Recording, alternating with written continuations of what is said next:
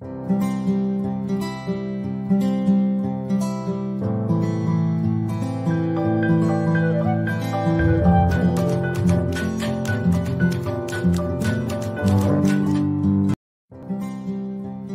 भैयन के बाद तेतर लड़की जन्मल। सुभागी के जन्मला के बहुते खुशी मनावल गई।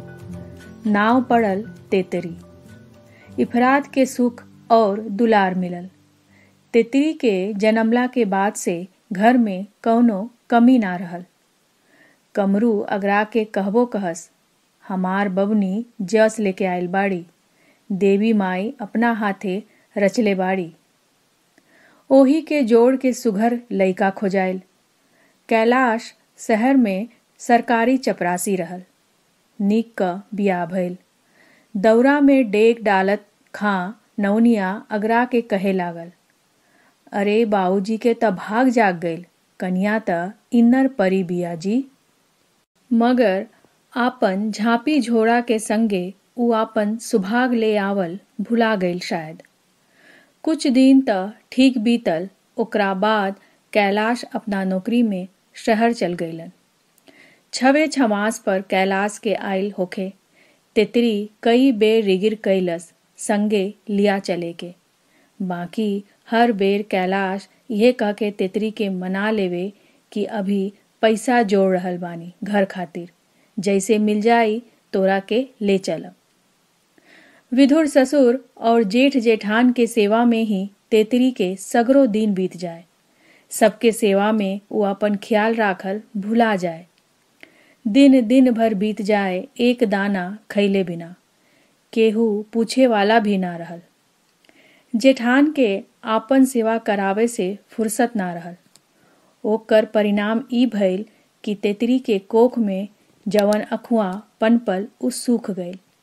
शहर से मनी ऑर्डर पत्री आवे मगर तेतरी के हाथ में ना मिल पावे। आखिर एक दिन चिट्ठी तेतरी के हाथ में दिहल गई, जेकर लिखाई तेतरी में माथ पर दक दक करत सेनुर के पोछ दिहलस। भरल सिन्होरा अब साज बन के आला पर धरा गई। घर जवार के लोगवा अब ओकरा के अभागी माने लगे। नमस्कार, बुक ट्यूब पर हम नीलम झा आज रउआ लोगन ला लेके आइल बानी भोजपुरी कहानी संग्रह तेतरी। ई किताब लिखले बारी सरोज सिंह आ किताब प्रकाशित भइल बा हिंद युग्म से। 104 पेज के ई किताब के दाम बा 130 रुपया। अमेज़न पर ई छूट के साथ उपलब्ध बा। आई रउआ लोगन के ई किताब के एगो और अंश सुनावतानी। एक दिन पटीदार के घरे ब्याह में जब सब केहू दोसरका द्वार पर गइल रहे, तेतरी के आराम करे के मौका मिलल।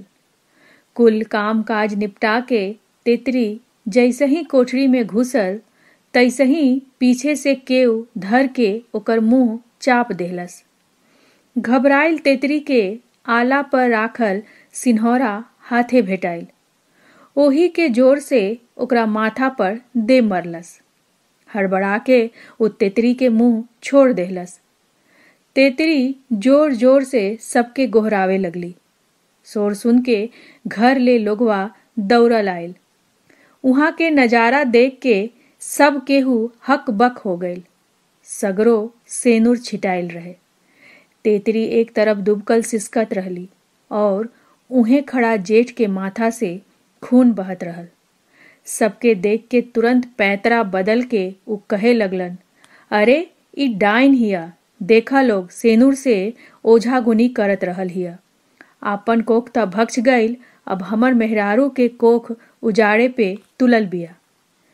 इतना सुने भर पर सब लोगवा तेतरी के मारे भगावे पर जुट गइल। उहे सुभागी तेतरी अब डाइन करार क दिहल गई। अब गांव के कगरी मुसहर टोली के दक्षिण ओरी जवन बगीचा बा, आजकल उहाँ एगो कुटिया लौकेला, जेकरे आगा रोज भिनुसरहे सेनुर टिकल लौक जाला। लोगन के आना जाना बिल्कुल बंद बा, खासकर लइकन के बरजल गइल बा ओने जाए से। डाइन घर नाम पड़ गइल बा। केहू कहेला डैनिया रतिया में उल्टे गोड़ी चलेले, केहू कहेला लोगन के खून पिएले। मगर तेतरी डाइन बन के खुश बिया। दिन के आराम और रात के चैन के नींद बा। पोस्टमास्टर अब डर से पेंशन डाइन घरे दे आवेला। सिन्होरा हाथ में लेले तेतरी कहेले, ई सेनुर कपारे ना सोहाइल तका, दुआरे त सोहाता। बुक ट्यूब से जुड़ल रही। अगर अभी तक सब्सक्राइब नइखे कइले त तुरंत यूट्यूब पर सब्सक्राइब करी, ट्विटर, फेसबुक और इंस्टा पर फॉलो करी। पसंद आवे त कमेंट कइला ना भूली लोगन। हम फिर आयम एगो नया किताब के साथ।